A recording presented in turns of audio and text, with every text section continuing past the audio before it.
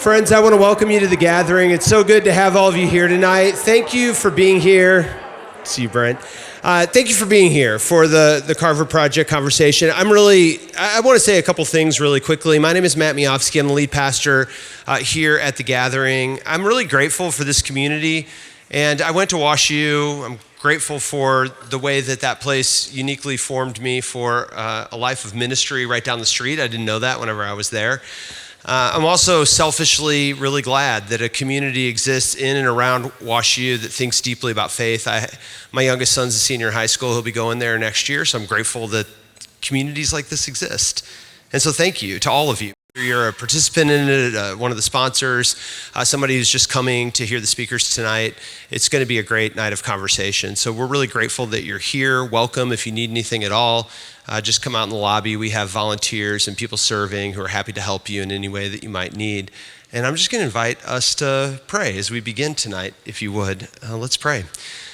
Gracious and holy God, you tell us to love you with all our heart, mind, soul, and strength. And so tonight we are grateful for places, spaces like this that are set apart to help us in that endeavor. So tonight, through these conversations, may we learn to think more deeply, serve more joyfully, love you more fully.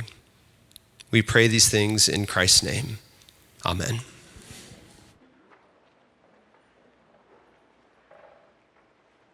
Hello, everyone. Good evening. Thank you all for being here. It's truly an honor to have you grace this event tonight. My name is Penina Laker, and I'm the executive director of the Carver Project.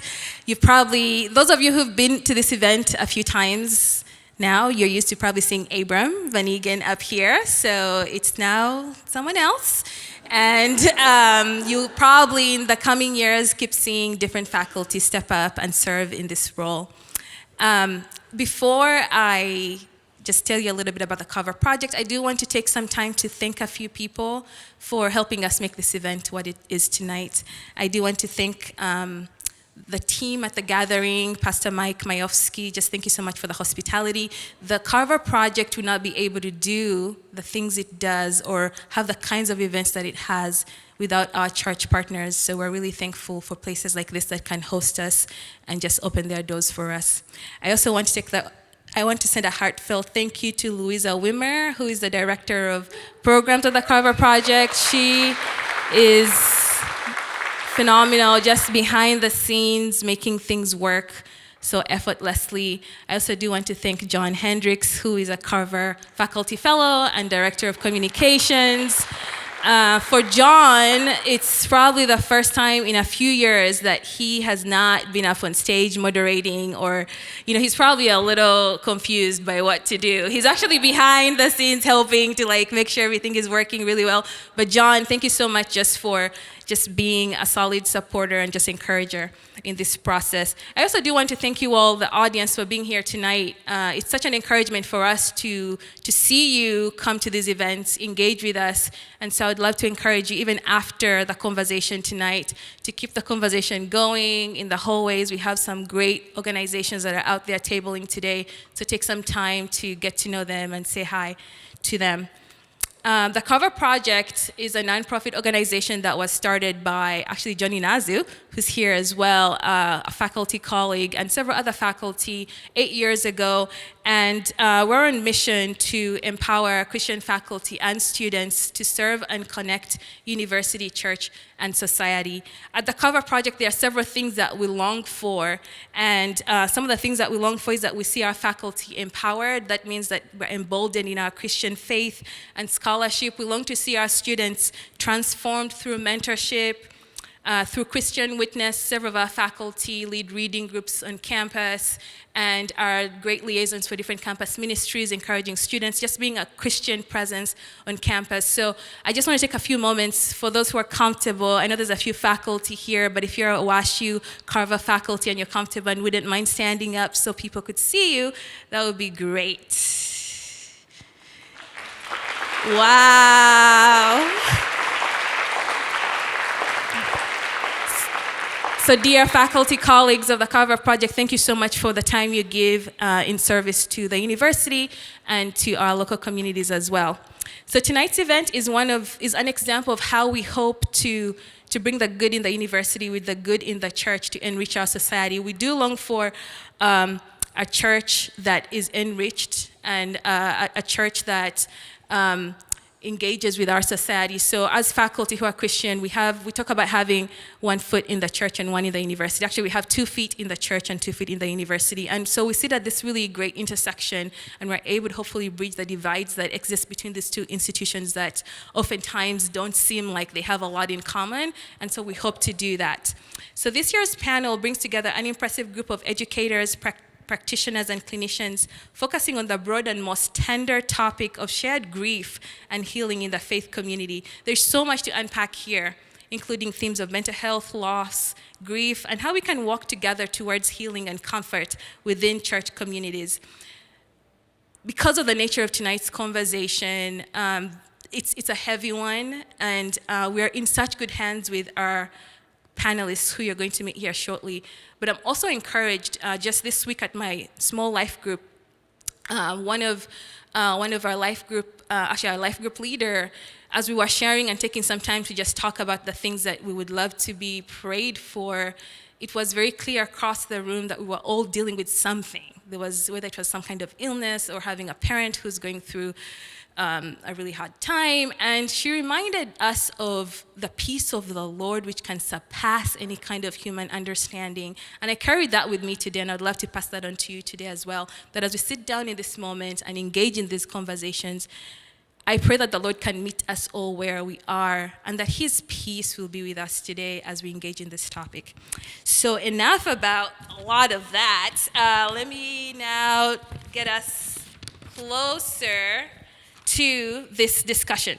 I think you all received a brochure with our lovely, very impressive panelist bios, very comprehensive. Do take some time and read those. I'm just going to give us just some quick, brief versions, just so you know who's coming on stage. I'll get through all the bios, and then we'll welcome them all as a group to come up here. So I'll start with Dr. Nii Addy. Dr. Nii is a Yale professor, neuroscientist, and mental health advocate. Dr. Addy engages audiences through his expertise in brain biology, in the brain biology of anxiety, depression, and addiction, his familiarity with effective psychological interventions, and as a person of faith, he's also the host of the Addy Hour podcast, and I believe there's a flyer that you should also have in there that has a QR code to his podcast. Do check it out. Dr. Lydia Dugdale is the Dorothy L. and Daniel L. Silverberg Professor of Medicine and Director of the Center for Clinical Medical Ethics at Columbia University. She's an internal medicine primary care doctor and medical ethicist. I learned that today at dinner, and is the author of Dying in the 21st Century and the Lost Art of Dying. J.S. Park is a hospital chaplain. He's an author, speaker, and online educator. For nearly 11 years, he's been an interfaith chaplain at a designated Level 1 trauma center. His role includes grief support, attending every death, trauma, and code blue, and end-of-life care. He's the author of The Voices We Carry, As Long As You Need, and has a book coming out, We Are Made of Us. And our very own moderator, I say our very own because Christi is based here in St. Louis, Christi Brandenstein is a licensed professional counselor with 30 years of experience in human services and mental health care. Her clinical practice includes working with children, adolescents, couples, and families with specialized training in grief, trauma, personality disorders, and EMDR, including attachment-focused EMDR for caregivers and children. She's currently the executive director of Crossroads Counseling Centers in St. Louis, which is also tabling out there. So we really are in good hands tonight, and if you could just please help me welcome our lovely panelists to come out to the stage.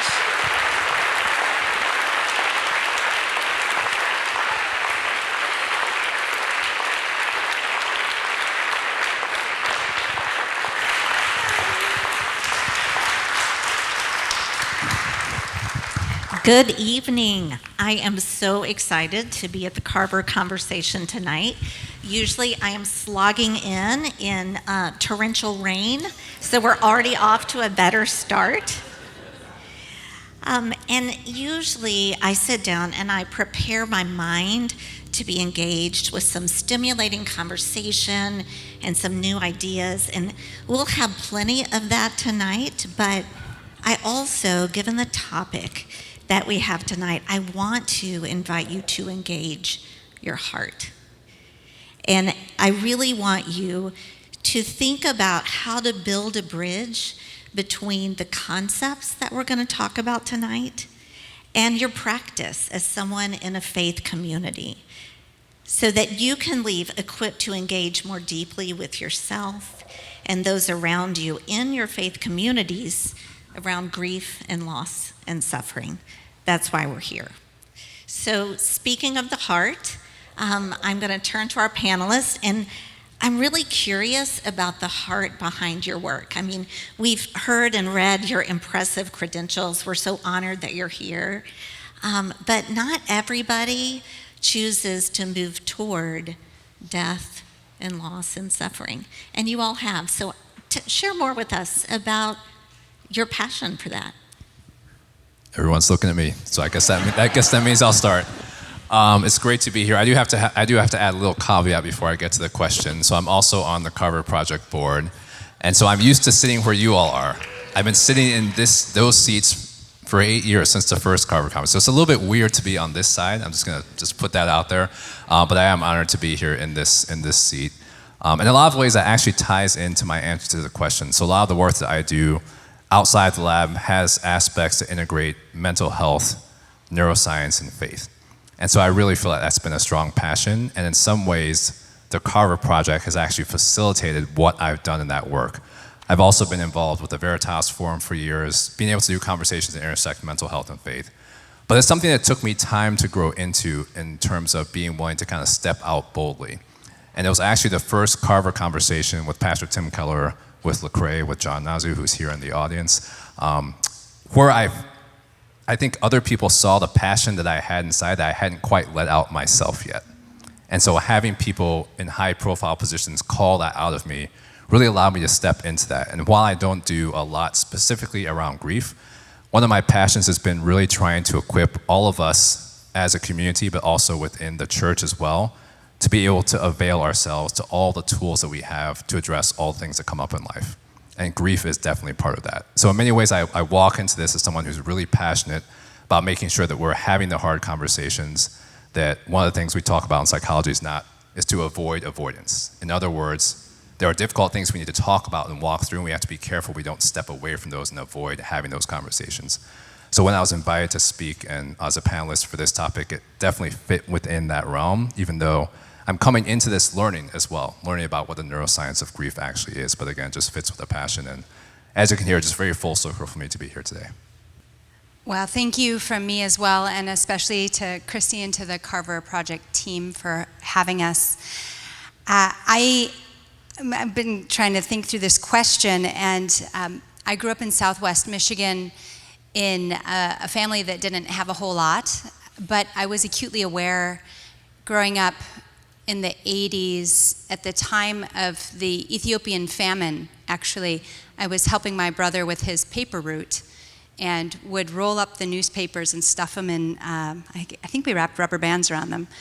And I'd see these photographs of the famine in Ethiopia, and I'd think, well, we don't have a whole lot here in Southwest Michigan, but we're not starving to death, and we're not sending our kids out to sort of comb through trash heaps to find food. That there's a way in which suffering is very variable, and there's always someone suffering worse. I think I sort of had this thought as a very little kid, and I thought I would end up studying, and I did study in college, poverty reduction. I was really fixated on the question of how could I, Lydia Dugdale, most effectively reduce poverty, and through that, ended up discerning a call to medicine, which I was not at all pleased about and really had no interest in going to medical school. So in part of my running away from that call, I ended up becoming a campus minister for a couple of years at Harvard Medical School. And during that time, we did spiritual gift surveys. I don't know if any of you have ever done those. It was very illuminating to me because I was just this, young college graduate trying very hard not to go to medical school. And my spiritual gifting survey went sky high on compassion, which I didn't realize about myself. But everyone on my team said, well, of course that's true about you. And then, I end up in medicine, and I end up as a primary care doctor, which, for those of you who know, it's sort of, that's the compassionate doctor. If you're going to get one, it should be the primary care doctor. So, not always a given, I suppose. And so all of this is to say that when I think about, I thought it was poverty, because poverty was the worst kind of suffering I could imagine as a 7-year-old. And it's become, I've seen now, over my life, it's actually a response to suffering of all different kinds, and that's where I've found myself. And Christi, as you said, I think there's some people who just are comfortable walking toward it, and I guess that's a gift that I've been given, which is sort of why I ended up writing books on death and walking with patients to the end of their lives. Hi, everybody. I'm June. It's my honor and happiness to be here, especially sharing the stage with 2 doctors. I could tell my immigrant parents I got really close.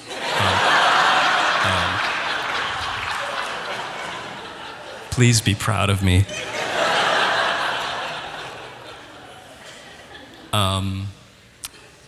I grew up in a very turbulent and unpredictable household. I was born and raised in Florida, so outside lots of bigotry, and at home parents who had a lot of unresolved and unhealed trauma. And I know that they loved me in their own way, and at the same time it was hard to tell what kind of parent I was going to get every day. And we also grew up very broke, and so we were just surviving all the time. And I think similar to how Dr. Lydia was sharing, some of that upbringing sort of inspired me to want to be the voice and the ears that I didn't get to have growing up, because I didn't get to have that conversation with anyone about my own grief and my own trauma and the ways that my parents were processing and expressing a lot of their unhealed stuff. And so I got my major in psych, and I had a choice. I could either go to seminary or I could keep going with psych. And the reason I went to seminary is because at the time I was still an atheist. I grew up atheist. And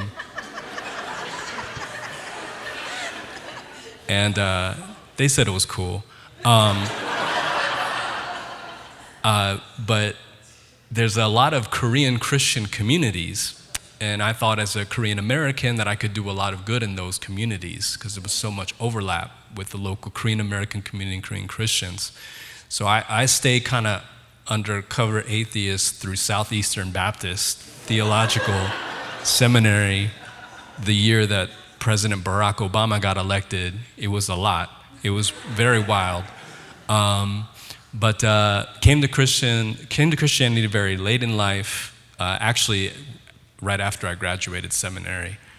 And then I was in ministry for about 7 years, and I did a lot of youth and college ministry, but I always felt like an oddball looking in through a window, like I came to scripture late, reading the Bible late, and I thought, there is such a wide discrepancy between what I'm reading in scripture and what I think the church is supposed to look like and then what it looks like. Because I came from the outside looking in. And then finally, someone told me, I went to this prison ministry thing that I did for like a month, and I heard about chaplains. And somebody said, I was like, what's a chaplain? And they said, well, a chaplain is like a pastor, but outside the church. And I said, oh, there's a pastor, but they don't have to do anything with the church? Sounds like paradise. So I shortly thereafter left church ministry and did my internship and residency at Tampa General Hospital. And I've been there for almost 11 years as a staff chaplain. So I work at a level 1 trauma center. If you've seen the show The Pit is very, very accurate to my weekly experience at the hospital. So again, I get to be there to be the voice and the ears that I didn't get to have. And it's hard what I do, but it's my honor to do it. Yeah. And thanks, June, for sharing some of your background. I sit with a lot of people who have had similar experiences, but feel very alone. And, you know, a few weeks ago, many of us celebrated Easter, and we rejoiced as we proclaimed, Christ has conquered death. The good news is our emphasis, but we also know that suffering and death were necessary before resurrection could have meaning. So why do we have such a difficult time facing death in our faith communities and articulating a compelling theology of suffering? Lydia, would you start us off on this? I knew you would look at me on that one. Why does the church have such a difficult time with suffering? I mean, it's such a good question. Philosophers and theologians the world over have pronounced that to live is to suffer. This is Nietzsche, this is so many people. To live is to suffer, and yet somehow, and maybe it's a product of, we were talking about over dinner, living in the most affluent time of the world's history, that we have created lives for ourselves where suffering should be optional.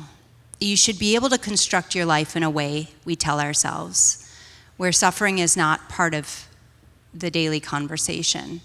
And then when we suffer, when we receive that terrible diagnosis or marriage falls apart or a child goes astray, we somehow think that, why me? Why any of this? And yet, you brought up Easter, and there's so much to say about this, but you look at the model of Christ in the Garden of Gethsemane the night before he died, and he is suffering unbelievably, is suffering far greater than probably any of us has ever suffered. And he says, "Take this cup from me. I don't want to have to die. I don't want to have to suffer. Take it away, God Almighty." But then he doesn't stop there. He says, "Not my will, but thine be done."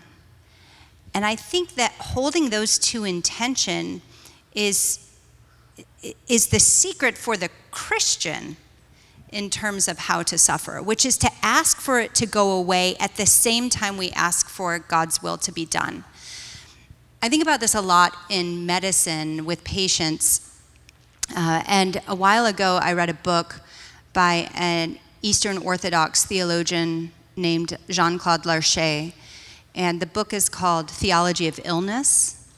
And Larcher says that he says something very similar to what Christ said in the garden, perhaps not unsurprisingly, but he said, when you are ill, you should ask not first for healing, but that God would do that which is spiritually most useful. I think that's do we actually ask that? This terrible thing has happened. Please, God, do that which is spiritually most useful. I think that's a very difficult posture for us to be in a world where we have constructed things such that we don't have to suffer. Yeah, just as you were talking, I know when we talked a little bit beforehand, we just talked about how easy things are in our culture today because of technology. Like how quickly we can get satisfaction in all sorts of different ways. And so this is going to sound very strange coming from the neuroscientists, but as you were talking and as you asked the question, the immediate thing that came to my mind of why we don't do suffering well as a society in general is because it feels bad. I know that's obvious, but at the same time, from a brain perspective, we try to avoid things that feel bad and we go towards the things that feel good. So if we create this culture where we have all this at our fingertips, and all these things that make it easy to feel good, how much more will we avoid the things that are necessary that make us feel bad? And I know that it's oversimplistic, but at some level, I think there is truth to that as well. Yeah, I I think death and suffering, they are just straight up scary.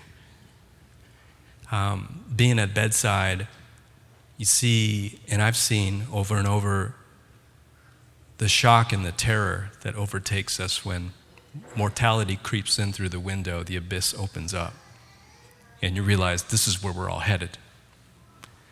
And I think it used to infuriate me a lot when people would come in, whether that's care team, family, friends, and they would say those things like, everything happens for a reason, you know, or don't ask for a lighter load, get a stronger spine, or, you know, be strong, you'll be all right, don't cry. And church culture and pop culture both offer those things. And it really used to infuriate me. And people would say everything happens for a reason, and I would just want to say, yeah, what reason, you know? But I've learned to have a lot more empathy and compassion for when people say that, because they weren't always given something else to say. And when we see someone hurting, it hurts to see them hurt, and we want to offer something. But the thing that's offered is not always helpful. And I think the things that you were saying about sort of the temporary alleviation or the ways in which to try to escape, a lot of Christian language has also been co-opted and used for that. And so it's easy to pull that eschatological curtain of hope over present suffering to try to smother it and look away. But I also hold that with compassion, because I recognize we haven't done well with suffering. Everything in our culture is looking away from it.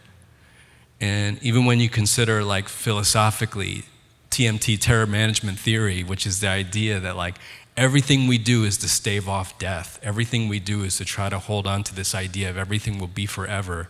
It explains Greek heroes going out in a blaze of glory. Apparently, it's why we brush our teeth and go to work and have kids. It's like everything that we do is out of the anxiety of the fear of death. But at the same time, I understand and I get it, that that's why we say those things. So I try to hold that with a lot more compassion and understand that we don't do well with suffering because it is scary, but also the false solutions that we're finding to it are not going to help us through that fear, that very real fear. June, I'm going to ask you a question. So you and I both spend time with patients. You are someone who has walked toward the suffering and also heard the platitudes. What do you say to someone who's grieving deeply, or not say? How are you when you're accompanying someone who's suffering? Yeah, so let's say you're a family member, and let's say here's the patient in the bed, and this person has just had a completely fractured timeline. Here's before and after. There's an injury or illness that's going to severely affect this person. And it's hard on them, and you can see sort of in their eyes the fear, the terror. And let's say you came in and you've got several in the chamber ready to go, you know? So for example, you might say something like, everything happens for a reason. Nice. And then I would say,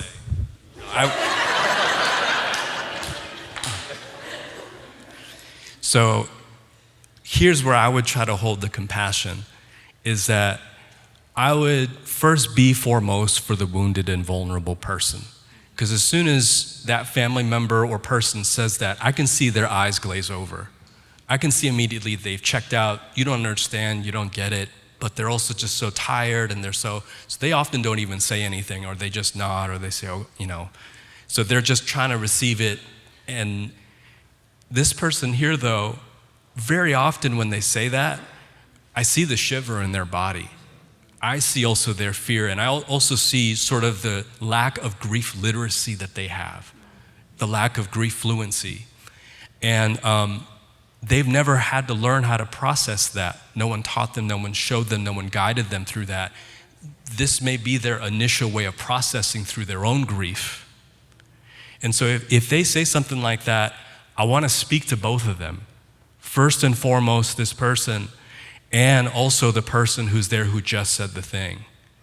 And so I may say something like, whether it's in the prayer that they ask for or just in the moment, I'll say, you know, yeah, that's That's a really wonderful thing to believe that maybe this happened for a reason. Maybe we'll never find out. I hope one day we do, you know? So I'm trying to hold space for both. And so as much as I can, I try to make the room big enough so that they can both hold it. Sometimes I'll name the thing that they're both scared to say. Like, this is a really scary, hard thing that's happening. You know, if somebody says something like, God won't give you more than you can handle, sometimes I'll just say, you know, some days it really does feel like it's way more than God can handle, doesn't it? And I'll see both weeping. In so many of these kinds of rooms, there's something called asynchronous grief, where people are in different phases of grief. Some are screaming and rolling on the floor, and some are numb, cognitive fog, sitting in the corner, scrolling through digital dreamscape. They're just trying to get out of the room in their own heads. But my goal as a chaplain is not to preach. Pastors preach, but chaplains are a presence. And so I'm present to try to hold as many people as I can in the room. And whether that's a prayer that we all try to do at once, or I go to each person individually, or I start naming those things out loud in an expansive way, that's what starts to get everyone closer rather than the distance pushing them away. Man, I think that's so beautiful, the way that you just described that, even that practical question. Because as you were talking, again, maybe I'm getting too big too fast, but just thinking about the fact that we don't actually have that literacy of how to grieve. And so even this conversation to me feels like a rarity, the fact that we're having it. Even the practical things that you're giving feel like a rarity. So it makes me grateful that you're there, but it also makes me feel sympathetic and empathetic. Like, it almost feels, and this is me as an outsider, it almost feels like that's too much for you to do in that moment. So maybe I'm being too grandiose, but it feels like we need to have a better cultural setting where people come into that not experiencing it for the first time, or not hearing it for the first time, or at least have some knowledge about the learning that has to happen when you grieve. Because again, from a neuroscience perspective, the brain has to learn how to move forward without this person here when that has happened. And that's a whole process that if you've never heard about it, it's gonna be that much harder to actually enter into it. So I don't know where I'm landing on this, but maybe it's just making me think, like, where can this actually go on a bigger scale than even this conversation here tonight? Yeah, like, what are some of the conversations that we should be having out loud about grief and loss in our faith communities? Any thoughts on that? I mean, really, I wrote a book on this. So I have just a few thoughts, but... I bought it. It's really good. To be fair, June bought it, but hasn't read it yet. But Nii did not. But he will. But they both recommend it. The back was really good. I mean, really, I think what you are both calling for is some sort of shared practice on thinking through the very real fact of our mortality and anticipating that over a lifetime. And part of the issue, and you alluded to this, June, is that we don't see death, right? It's often the first time you're facing this terrible grief is after some horrible thing happens to a family member and you're in the hospital. And so if we sat vigil, if we made house calls, if we were the kinds of church communities or neighbors to one another, where we are regularly taking on the tasks of visiting the sick, visiting the infirm, visiting the elderly, visiting those who can't easily get outside. We did this during COVID actually very well in New York, where we tried to really look after our neighbors, but the pandemic ended and we sort of forgot about the people who have mobility issues and aren't getting out regularly, or the people who might need help buying groceries and things like that. And so, yeah, we need to recover these shared practices of putting ourselves in situations where we are confronted with the challenges to life that create suffering for people in all kinds of different circumstances. I will just say, one thing I often recommend to like college deans and things when I'm speaking on this stuff is to require the undergraduates to do some service in a nursing home or a hospice. because most of our young people today are growing up in the echo chambers of the young and beautiful and not at all experiencing, they might live far from grandparents, they might not be involved in the lives of family members who are infirm, but if they were required to make a friend in a nursing home and visit that person every week or every 2 weeks, I think it'd be really great for the education of Americans' young people. But we all need to recover that. We all need to recover that. So you've all kind of written or spoken in your own ways about the ways that we curtail the process of grieving well. I love, June, this line that you wrote in The Voices We Carry. I can't judge a guy on his first lap. He's learning to cope the way he copes. And I thought there was so much compassion in that, right? I mean, no one really does oftentimes teach us how to grieve well. So what do you all see as some of the balms, so to speak, that promise relief or escape, but they actually prolong our suffering? Nii, I'm looking at you, man. All right, let me jump in. I was feeling all the eyes on me.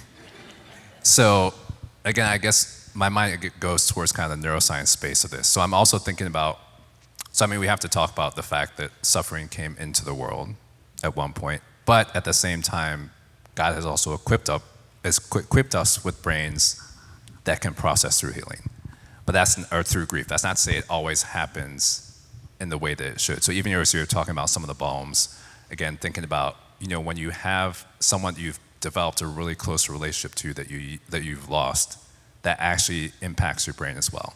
So people talk a lot about the molecule oxytocin, which is really important for bonding amongst family members, bonding amongst people. It's also important for the bond between mother and child. But a lot of the research shows that when you lose someone that you've built that relationship with, those oxytocin levels actually go up as you are grieving. Your cortisol levels go up. And so it's almost as if people are trying to reattach to the person who is lost. When things happen in a healthy way, those things tend to come down over time. That also happens better when you're in community with other people. When things are prolonged, that oxytocin level stays high, and people have a hard time moving to a new place. So in some ways, I guess it all ties back to just thinking about what has God already given us and how our brains process, and how can we still take advantage of how we do that better in community rather than trying to just stuff it and not talk about it, or trying to do that in isolation. And this is a theme that comes up, not just in grief, but in so many things that we talk about when it comes to mental health. So I don't know if I've exactly answered the question, but that's kind of where my mind goes. How do we actually step into these relationships that God has given us? And then Dr. Lydia, goes back to your point as well. If that's the first time that we're interacting with losing someone, when we've lost someone, not having built these skills over time, I imagine building those skills, having that on a regular basis, would actually help our brains know how to process it well and help us to do it better in community. So I guess in a strange way, one of the balms is experiencing grief on a regular basis, even if it isn't your own.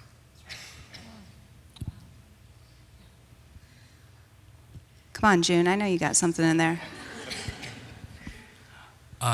So if I'm understanding the question, it was about balms that are not helpful. Is that right? Yeah, the things that may get us stuck, kind of curtail us. Like often I'll tell clients that as you're grieving, we're just trying to stay in the current, that it's going to take you where you need to get to go eventually.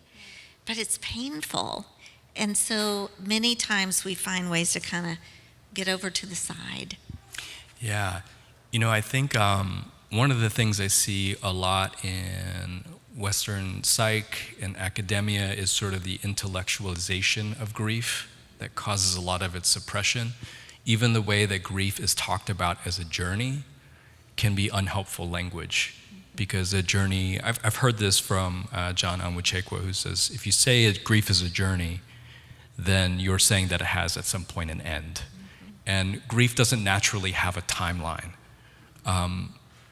Someone who you've lost, or a dream that you've lost 10 years ago, that grief, that pain can suddenly come back to the surface as if it just happened. It can be 20 years, it can be a lifetime. Does that mean you're not doing grief well? And so some of those balms, like suppression, intellectual suppression, is the balm that I see the most that's the least helpful. And there are studies upon studies of how suppression actually makes it worse and causes increases intrusive thoughts even more. There was this strange study that I saw, I think it was in Germany, where there were two groups that took a test. And in one of the groups, they said, don't think about words like failure, don't think about words like you're not gonna do well, incorrect, wrong, untrue. But then the other group, they said, think about all those words as much as you can. So they primed both of them, just keep thinking about those words. And when they both took the test, which was pretty easy, apparently, the group that thought about the words like failure, those words where they were likely to do poorly, actually did much better on the tests than the group that had to suppress those thoughts.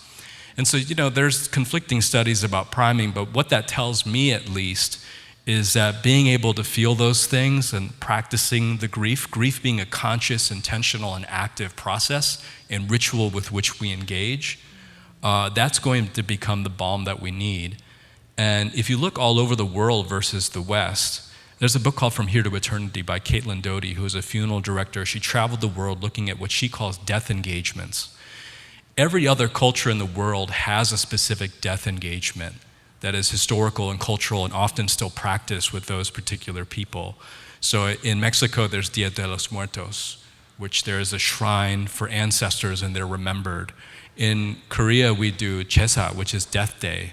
We celebrate birthdays and also commemorate death days every year. The entire family is required to come together and do a service for our matriarchs and patriarchs. It's something that my children are also involved in for their great-grandparents. In all these cultures, you have, in Indonesia actually, you have the Torajan people. They exhume their dead every summer, sit them up at a table and have tea with them. Now when I say that, you may say, wow, that's really over the top. But then if I were to describe to you the Western death process, we stuff a body full of preserving agent, we put them in a segregated lot and bury them 6 feet under, and then we sell all their stuff in a garage sale.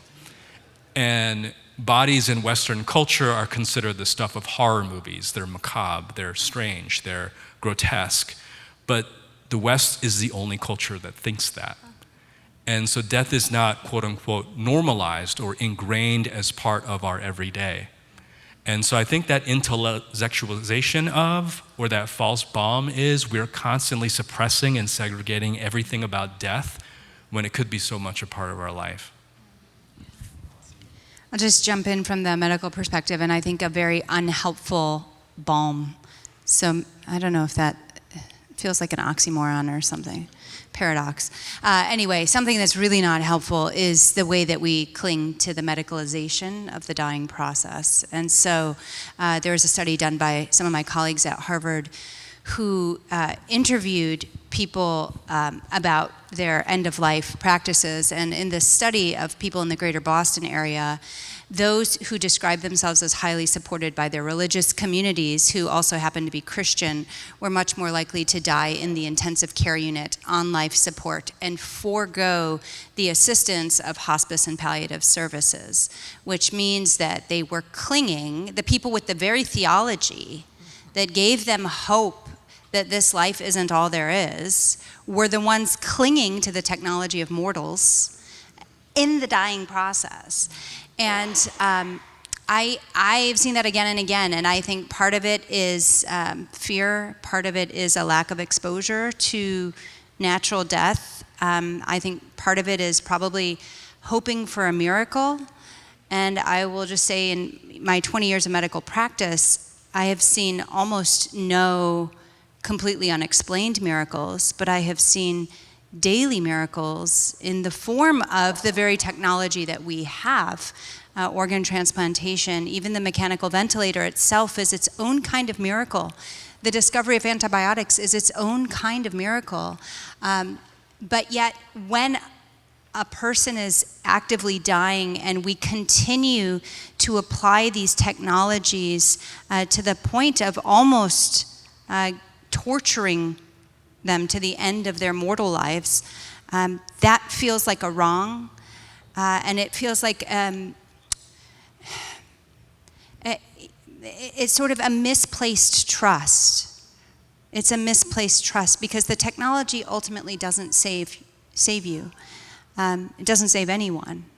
And so, especially for people who have a well worked out theology of what, or maybe we say who saves, that's where we need to be directing our energy as we approach the end of our lives. Well, let's shift gears just a little bit to when a loss or a disappointment or suffering happens to a faith community as a whole. You know, it's not, unfortunately, uncommon for me to get a call from a local church that says, we've had a tragedy in our church, someone has died on our premises, or there's been a moral failure and we're facing disillusionment, disappointment, or we're really grappling as a church with sins of racial injustice. And so let's talk just a little bit about if we don't have those like death practices already established, if we're not accustomed to talking about these things together, how do we actually go out of here today and change that? Where have you seen communities grappling with these things well together in the light of the gospel, in community? I don't know why I keep going to the obvious today, but again, as I'm hearing you talk, part of me is saying we just have to actually stop and talk about these things. Like, we can't pretend that they're not happening. Even though for so long, that's kind of the framework that we had. So, I mean, even to step outside the church momentarily, even, so I'm thinking about my role at Yale in the psychiatry department. There were so many things within psychiatry that were built on a foundation of racism that people weren't willing to talk about. But during the pandemic, everything that was happening with George Floyd, people actually took time to stop and talk and listen. And when I say listen, I always make this joke, but most of us don't really know how to listen. A lot of us listen by talking, especially if we hear something that makes us uncomfortable and then we try and fix it. So I always say, if you're gonna listen, you actually have to stop speaking. And that's very hard for most of us to do. By the reaction I just got, I can tell that resonated with some folks. So in this situation, a lot of these folks in our department were having those times to actually stop and listen to other people's stories, their perspectives, and just take it in and try to understand where the other side was coming from. Then you could actually start to see and feel the pain on both sides. And then in that sense too, as we're talking about grieving, it gave people space to grieve with what was happening on the other side, even if you had never experienced that. And so just like it was in that psychiatry department, same thing in a church setting, even though we should be better practiced at that, I think sometimes we try to rush through it too quickly. And part of that, I think, is because we know the quote-unquote right things to say. Whether we are saying, well, we're putting our trust in God to heal that, sometimes we use that as a way to absolve ourselves of the work we have to do to actually move through that healing, or the time we need to actually sit and pause and hear where other people are coming from. And I'll pause there because I could also get into all the neuroscience of that too, but again, that also changes the brains of everybody in the room, gives a different aspect of empathy, and we need to go through that process as humans from a psychological perspective, from a neuroscience perspective, to actually get to the healing, but to work towards that healing. Any of you have examples of seeing a community move through something like this well? I mean, I have a few small examples that have popped up. I was with a community in Georgia where the hospital was short-staffed of chaplains, and they made a provision for religious lay leaders from the community to come in and be the official hospital chaplain unofficially to their own parishioners. So they had a whole network of lay chaplains from the community that were credentialed in a way, given badges. They couldn't sort of go room to room and talk to whomever they liked, but they could meet the needs of their own congregants. I was with a community in Illinois, a suburb of Chicago, really tight-knit religious community where they had a men's group that maybe they had the same among the women, I didn't know, but I heard from the men's group particularly that they had, and these were really a lot of kind of highly productive businessmen, but they had a rotation of sending each other to the hospital to visit whichever of the members of their group, is quite a big men's group, was hospitalized. And so they were always someone would be there every day to touch base with a member of their community. And I was a part of a church before that also had a nice group. They actually engaged all the healthcare workers in the church to be on rotation when we had parishioners in the hospital to meet the needs. But I'm forever struck by the Jewish way of handling death, forever. I think the Jewish community has figured out how to handle grief. They also mark the 1 year, so I was speaking in a Jewish nursing home, and they have little light bulbs with the name of the people who had been residents of the nursing home who had died. And on the 1 year anniversary of the death, every year they light up the little light bulb for the person, just to remember, to honor, to acknowledge. But the Jewish rituals surrounding first, the first 24 hours is just get the body in the ground. But part of that is a ritual washing of the body. And there are members of the community who are trained to do this ritual washing. I mean, I don't know how many of you have washed a corpse, right? But in the Jewish tradition, the women care for the female bodies and the men care for the male bodies. And they sing the Song of Solomon to the body as they are washing, this intimate love song, remembering the person who had died. It's so dignifying. So dignifying and so intimate. And I can't even imagine what goes on in the brain, right? I'm sure something is. Yeah. Agreed. But it's incredible. And one of the beautiful things about ritual, and I always commend this book by Thomas Long, Accompany Them with Singing. Have you read that one? It's this gorgeous book that is kind of a summary of all the different rituals relating to suffering, dying, and death from the Christian traditions. So across all the Christian traditions. And you read this and you think, oh my, we are not as anemic as I thought we were. Like, we do have real rituals. We've just forgotten them. And so, anyway, yeah, a little bit of homework in community. Yep. Yeah. I love that. Yeah. So, many people will say, let it go, right? Get to the end of that journey, let it go. But June, you wrote about letting it in, taking our losses into our story and letting them shape us. And I think this has profound implications for both individual and shared grief. So what does this mean to you, and how have you seen letting it in reshape people and communities around grief?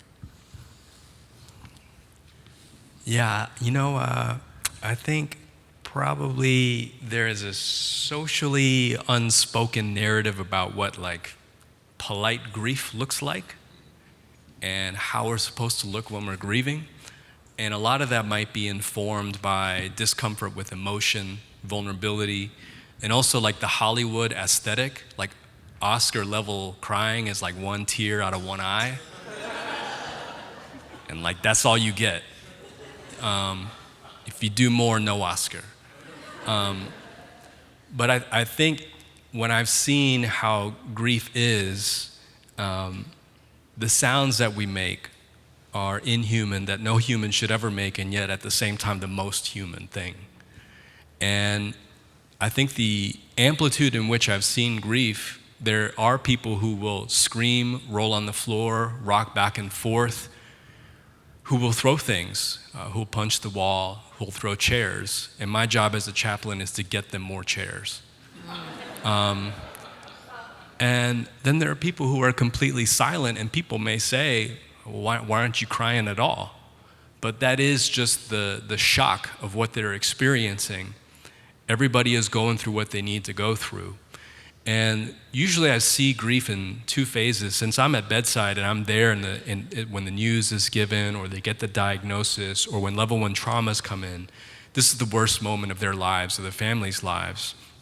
I'll see that initial visceral grief, that emergent response that comes out. And that's the beginning part where you don't want to say the one-liners. Even if I offer a tissue in that initial grief, offering a tissue sometimes communicates I don't want to see your tears. So you don't even need to offer a tissue at that moment. That initial visceral response, that's a language that not all of us see all the time, but there needs to be room and grace for that, whether that's the screaming or the silence. And then there's the intentional, active, actual grieving process, or what you could call mourning, or the death engagement. And that's something where the tissues come, where those rituals come. Where people come together, and there are collective rituals for that as well.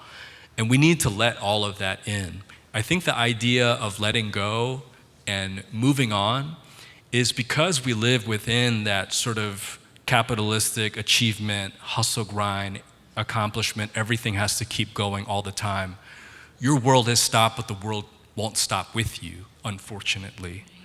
And I looked it up, the average American workplace manual will give you, if you lose your spouse or your child, they will give you an average of 4 days of bereavement. If you lose a loved one on Sunday, you have to be back to work by Friday. I've worked at a place that gave 2 days of bereavement. That's how fast it goes. That's how fast we're told to grieve. Prolonged grief disorder is 365 days. On 366, you have a disorder.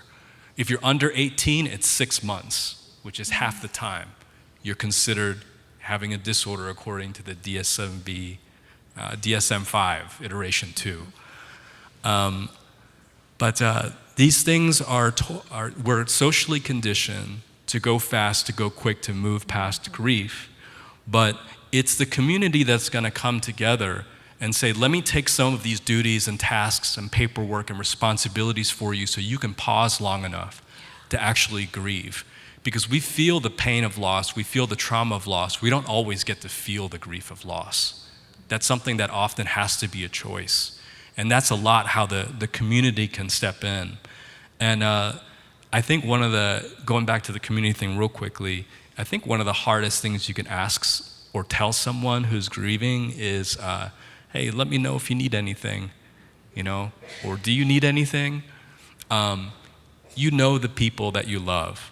And just as everyone grieves differently, everyone needs differently. And there are different things that people will want. Some people will want hamburgers and to hang out. And other people will just want nothing at all. Let me use your Netflix password. That's all I want. I just want to stay in. And we know so the best way that we can grieve collectively is knowing what each person wants and being there for them for that need that's going to offer that balm. And that's the best way, I think, collectively, individually, we can share that grief. Can I ask one quick follow-up question? Because I loved the practical pieces that you were talking about, but also the fact that, we haven't normalized. It doesn't feel like we've normalized any of this. Even the way you talked about different people going through the grieving process and the different things happen. So my parents were originally from Ghana. This may not happen as much anymore, but if funerals are actually wailers who come to the funeral for that specific purpose, to wail and make space for that. But then when we talk about it here, whether it's grieving, I may have had these conversations in other situations too, where people are just even doing check-ins to see how people are doing that. It's almost like, oh, wait, that's too much. I didn't really want to know all that. How much more so does that happen during the grieving process? So, I'm thinking, I guess the question here is also for the one who is grieving, how do we educate ourselves, not that it's our responsibility when we're grieving to let everybody know how to care for us, but even to have enough knowledge. I was thinking back, I think early when I was an assistant professor, I used to work the sound at our church, and we had a church member that passed away. So I did the funeral service on sound that morning, and then went to work immediately afterwards. Thinking that, again, just not having that normalization, and wondered, why can't I focus right now? So something needs to shift where I won't be stepping into that. And I know a lot of other people who've done that too. So what would you tell someone who's in that space? So it shouldn't be on the grieving person to educate the people around us. which you did name. And at the same time, there's like a labor that, that we take in educating people. And I've learned kind of like to set, and I've tried to also help people through this, to sort of set that boundary and make it real simple with a couple sentences. But y'all like ever gotten a gift for your birthday or Christmas or something, and you look at the gift and you look at the person and you're like, did you save the gift receipt? Because this is real nice, and I'm so thankful that you thought of me, and they're looking at you like, oh no, because they realize they didn't get you something that you really needed or wanted. That's a very kind of vulnerable, tricky process and interaction, but it is fair to be able to say, hey, look, I know that you're trying to help me. You said this thing about everything happens for, you said this thing, or you brought this food. I'm actually allergic to everything you brought me. But I know you're trying to be helpful, but what would actually be helpful is this. So I've tried to teach that boundary and set that boundary. And it's exhausting, but at the same time, I think doing that in that kind sort of way of like, hey, I'm grateful for you. I'm thankful for you. You don't even have to get me anything, but here's what I could use. And again, we know the people that we love, and when they're grieving, it's on me. It's important for me to be able to almost like study them like I'm going to be able to write a dissertation on them. Like that's how much I want to study their needs. And sometimes if somebody's grieving, I'll text them like, hey, Tuesday or Thursday night, I can come over to your place. Here's a couple things that I can bring over, and I could do the dishes or do your laundry. Which day and what things would you like? And sometimes they just check all of them. And then there are times I've called my friend and I'm like, hey, I really need you to just sit on the phone with me, but I don't want to do the labor of talking. So can you just like breathe every 5 seconds? So I know somebody is there, and that has been helpful for me. But I don't want to have a conversation about the grief, about the loss, about the thing. So we all need those different things. And I think doing the labor is hard, but there is a kind of low cost way to do it, or a minimal cost way that will bring people together in a way where they go, okay, light bulb, I got it. This is what you need. Yeah, great. We've got some really good questions coming in from our audience, so I'm going to throw a few of those into the mix. So one person says, can you speak about secondary trauma? And I was thinking about this too. How do you all cope with it? How did those of us in spaces where we're supporting so many people in trauma balance self-care with caring for others? I'd love to hear how you all have done that to go the distance in this work.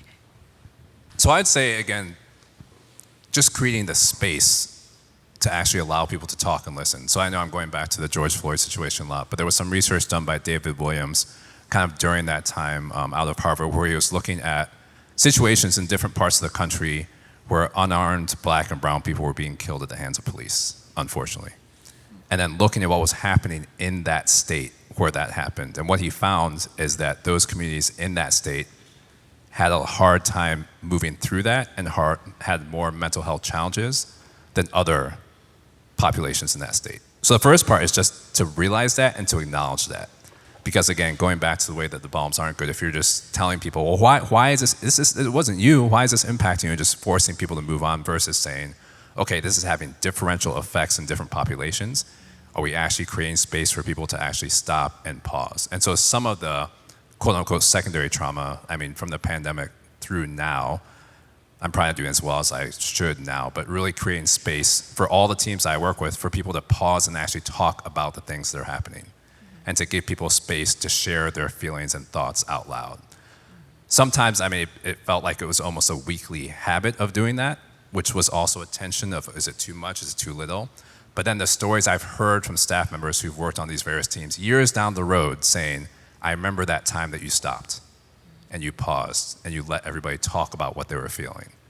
And they're not saying that it fixed it, but how transformative it was for them to be able to process that communally in that group setting and to be able to start to work through that. And again, when we're talking about grieving, as you mentioned, things can come up again, but just creating space for people to actually have that healing, to share their real thoughts and emotions, and to also be able to be connected to resources. Because if we never talk about those things, people sometimes have a tendency to keep it hidden and not actually reach out to the resources they need. So just one thought that comes to mind.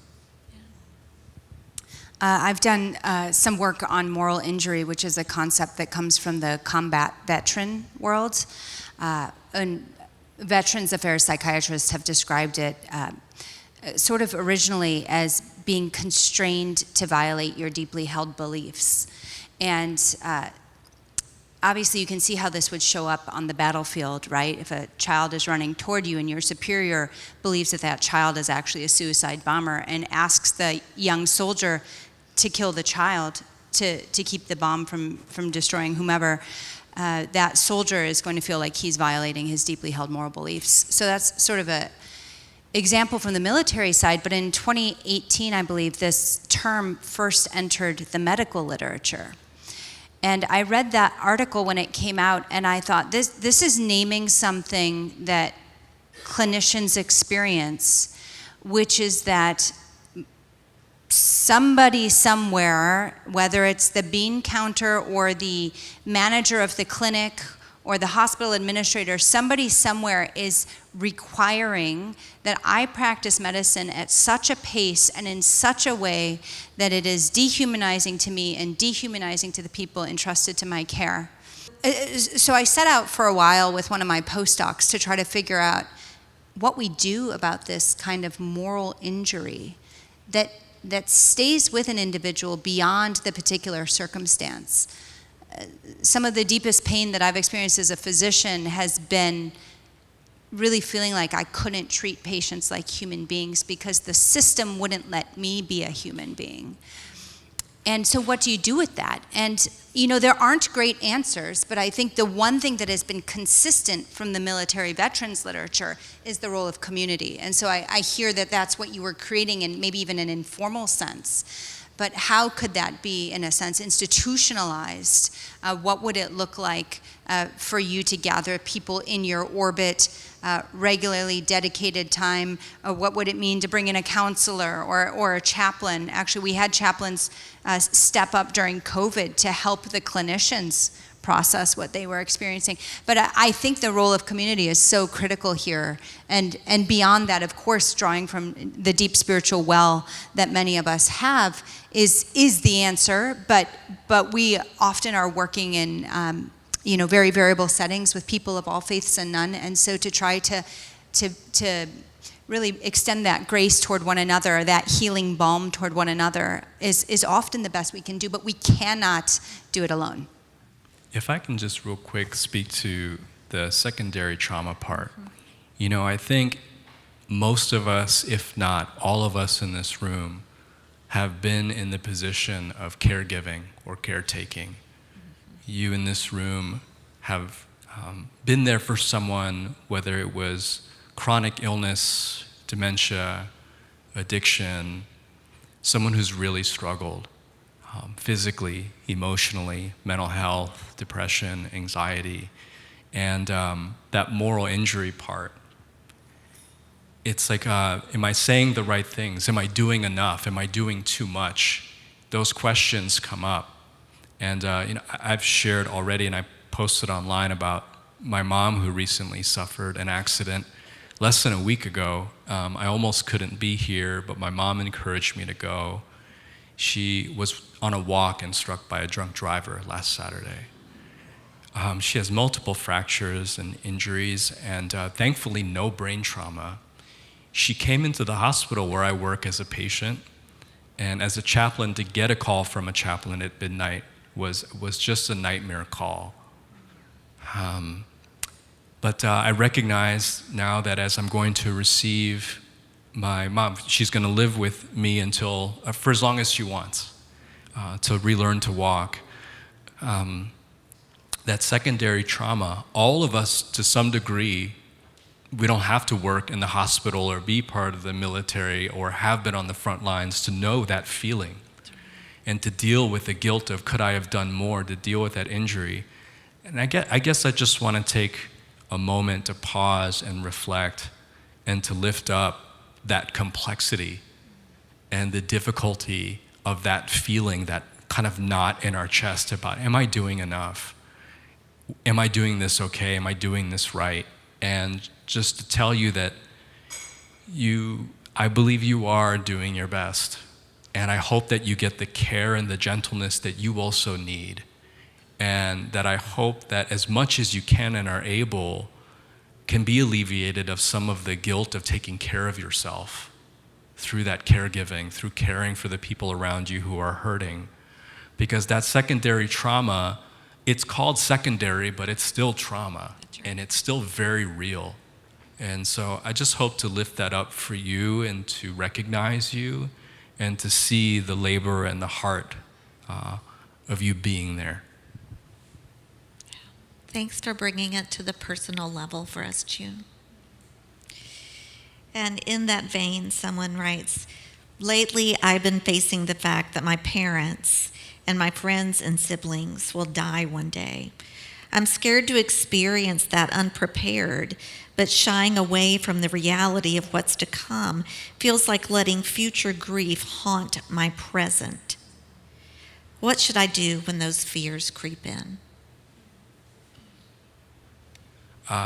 There's something called intrapsychic grief, which is the pain of losing what cannot be and never will be.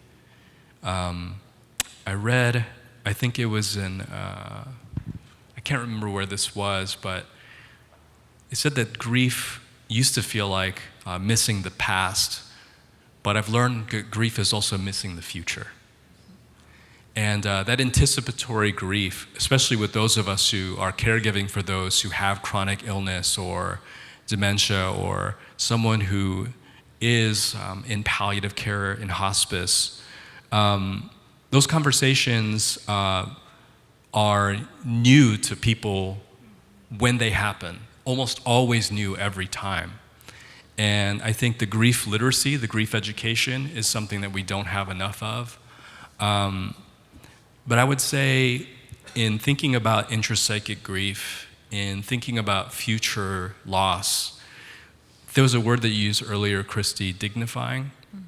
In all the ways that we can dignify death, it's so important that we find those little ways to dignify this person's dying. I do something called advanced directives, which is contains 2 documents. One is a healthcare surrogate, so my patient gets to decide who's going to be their voice when they can no longer make decisions.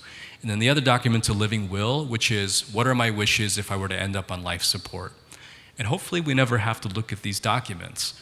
But on this document in the living will about life support, there's a section called other instructions. And having done this hundreds of documents for 11 years, I've seen lots of other instructions, these ways in which people want to be dignified. And so they'll say things like, please allow my dog to come in the room to say goodbye. Or, I want all my utensils from home. Bring me my towels, things that are familiar. I didn't even know these were options. Yeah, and fill in the blank. Yeah, one person said, I want chapstick on my lips every day.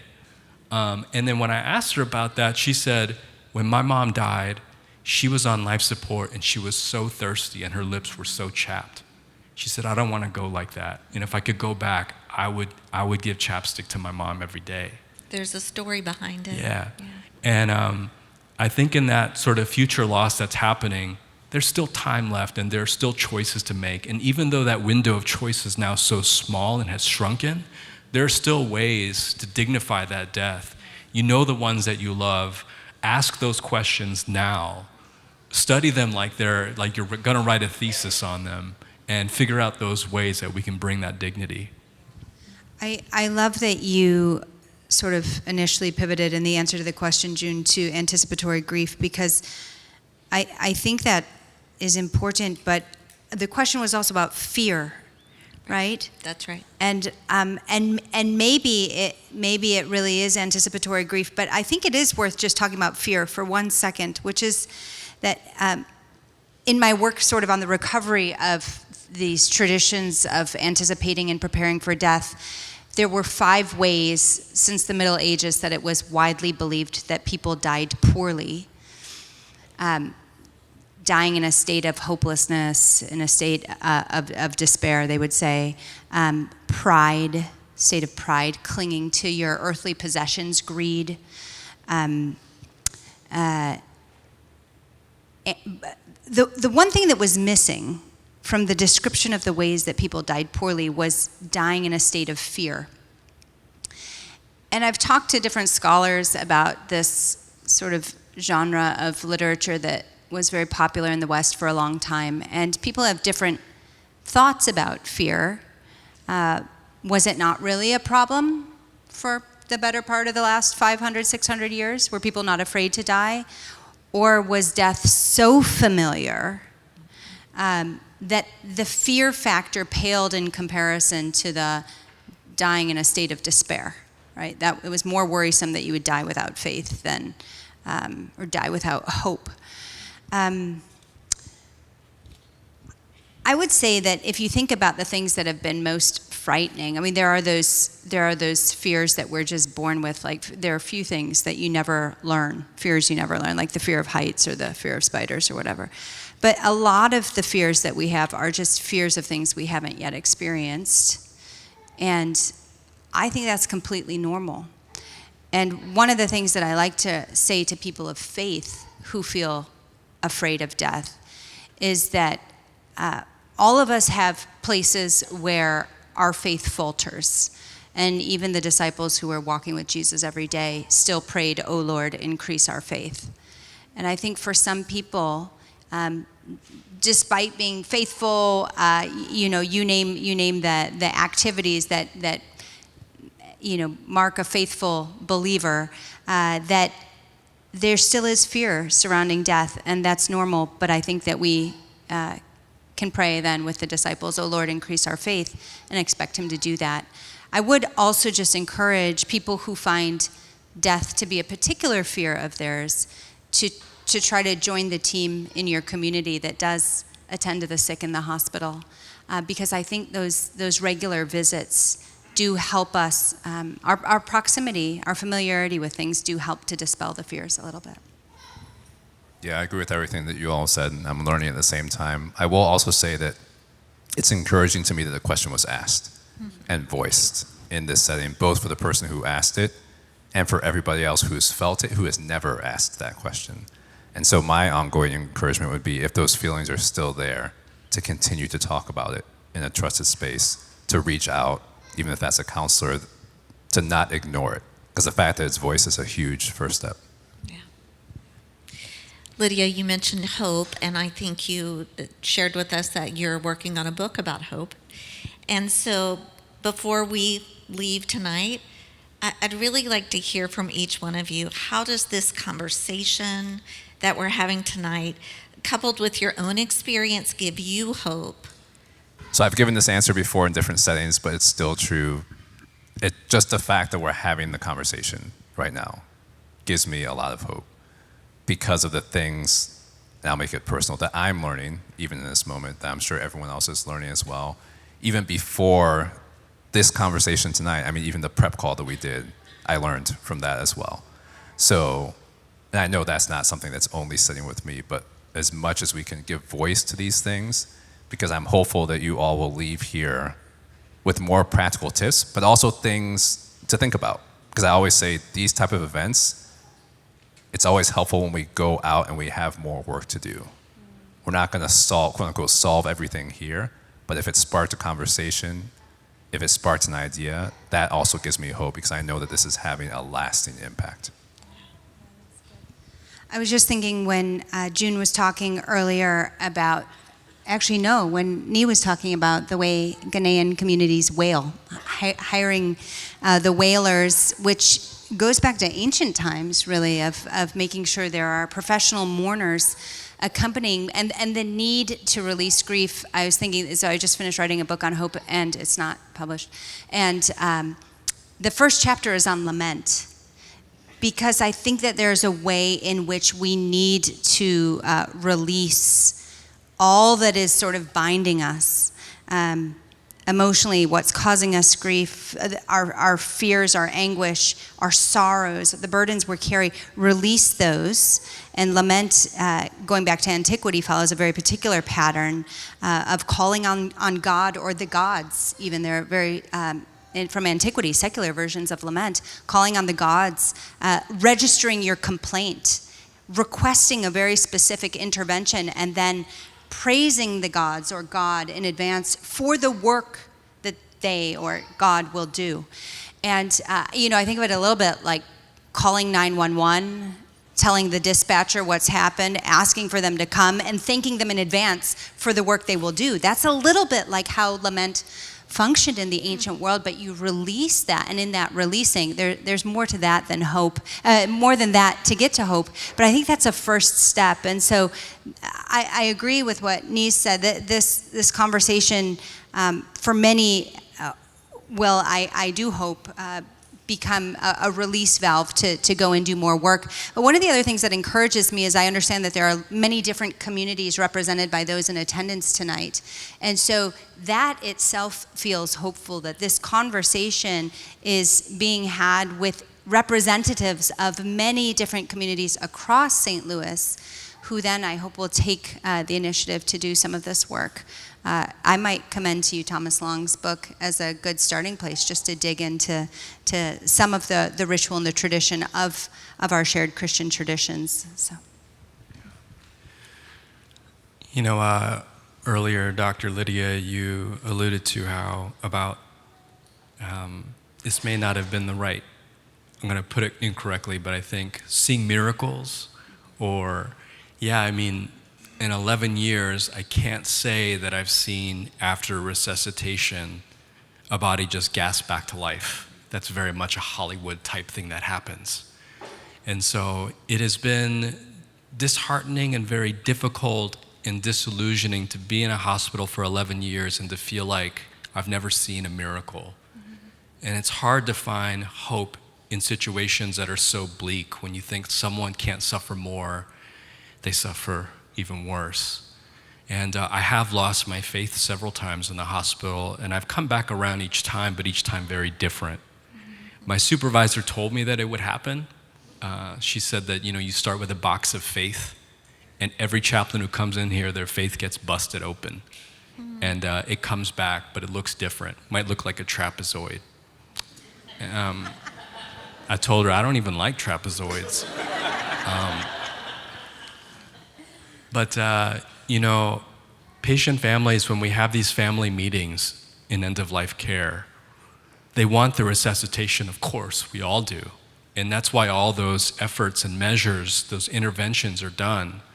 But at some point, and I learned this from Chaplain Amy, who used to work with me, she would begin to ask the family, your hope was in resuscitation, but I think we need to ask, where can we relocate our hope? That was always a hard question. But it reminds me that in the Gospels, even if Jesus, let's say, hypothetically, had not resurrected, that's not how the story ends. Jesus still found the disciples behind a locked door together. Their hope was not necessarily in Jesus being resurrected, but finding solace and comfort with one another behind a locked door. Their refuge and their hope was in each other. And sometimes that feels like a hard consolation, and other times it's just right. And so very often when I see these things go awry and sideways and go south, my hope is still found in the ways that family comes together, and there's so much love across the grief. There's so much love that bridges over this abyss of loss. And so I've seen that over and over, the way that a spouse will brush the hair of his wife who has dementia, the way that family will just keep showing up day after day, even though this patient hasn't had a shower in weeks. If you've been a patient, you know that feeling of, I'm not in my own home, I can't do my own hygiene, and you're embarrassed to see people, and you need people, but the family keeps showing up. That's how I've seen hope realized as community, as people coming together that way, and grace not just being a concept, but shown in hands and in heart and in feet walking. So that's where I find my hope is in the middle of all of this loss, where things cannot be restored the way that it was. It's hands and hearts reaching in. Well, I have so enjoyed this conversation. I could sit here and ask you 15 more questions, but time will not allow, and there are cookies, I hear, for us later. But thank you for taking your time to come to St. Louis. Our community will be much better for what you have shared for us tonight. Thanks.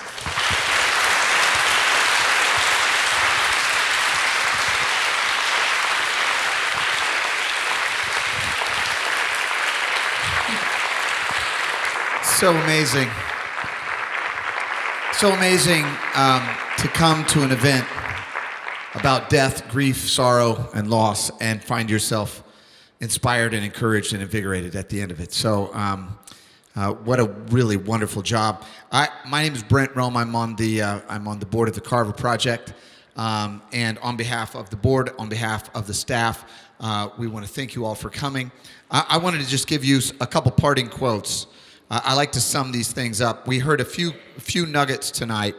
One was, to live is to suffer, yet we've created lives where we believe suffering should be optional. As Christians, we should ask for suffering to go away while asking that God's will be done. Ask God not just for healing, but to do that which is most spiritually useful. And I think I liked June's quote quite a bit. The reason I went to seminary was that I was an atheist. That was just one of my favorite lines. As we leave tonight, we have a number of groups that are in the lobby. We invite you to visit with them. 3 Steps Home, Restoration House, the Gathering Wellness Ministry, Crossroads Counseling, Annie's Hope, Christian Friends of New Americans, and Stephen Ministries.